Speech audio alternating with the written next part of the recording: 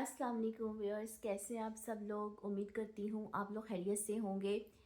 Viewers, जैसे कि आपको पता है कि मैं आपके सामने जो है वो कुछ ना कुछ नई चीज़ लेकर आती रही हूँ। तो आज मैं आपके सामने एक ऐसा ही टाइटल, एक ऐसा ही सब्जेक्ट लेकर आई हूँ। और ये जो सब्जेक्ट है वो इंग्लिश लिटरेचर से रिलेटेड है। इंग्लिश लिटरेचर जो कि मेरा सब्जेक्ट रहा है, मेरा एकेडमिक सब्जेक्ट भी ये रहा है। और मुझे इस सब्जेक्ट से जो है वो बहुत ज़्यादा प्यार भी है। ठीक है, तो मैंने सोचा कि क्यों ना कुछ काम लिटरेचर पे किया जाए। आज का जो सब्जेक्ट मैंने चुना है व्यूअर्स, वो जो सब्जेक्ट है वो ख़वातीन की आज़ादी से रिलेटेड है। ठीक है, और आज मैं आपसे एक प्ले के बारे में बात करूँगी।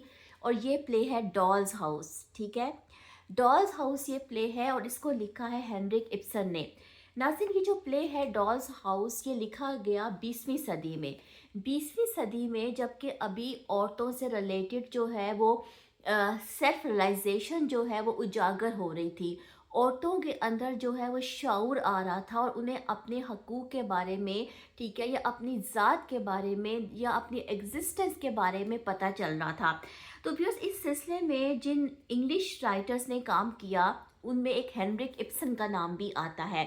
हेनरिक इब्सन ने जो फीमेल्स करेक्टर को अपने ड्रामों में जो है वो पोर्ट्रे किया है, वो एक बहुत ही जो है सेंसिटिव भी है, ठीक है, इमोशनल भी है, लेकिन उसके अंदर सेंस ऑफ फ्रीडम भी है।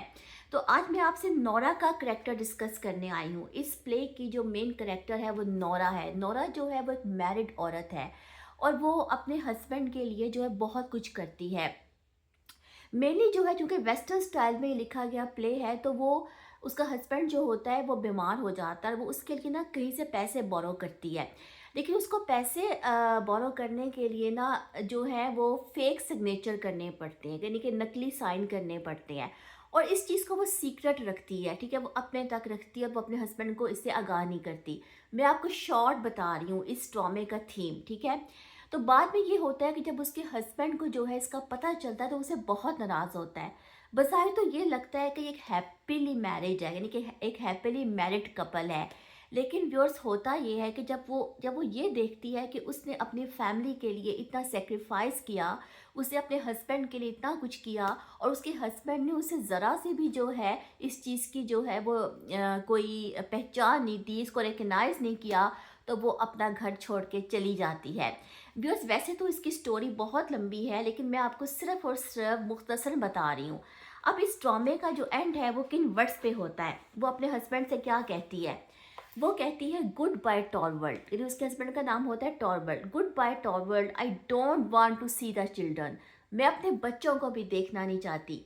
आई know they are in better hands than mine, मैं जानती हूँ कि वो मुझसे ज़्यादा अच्छे हाथों में है। As I am no, I can never be anything to them. यानी कि व्यूअर्स, वो इतनी डिसपॉइंटेड हो जाती है, ठीक है, कि वो अपना घर ही छोड़ के चली जाती है। और ये जो डॉल्स हाउस होता है ना, ये ब्रेक हो जाता है।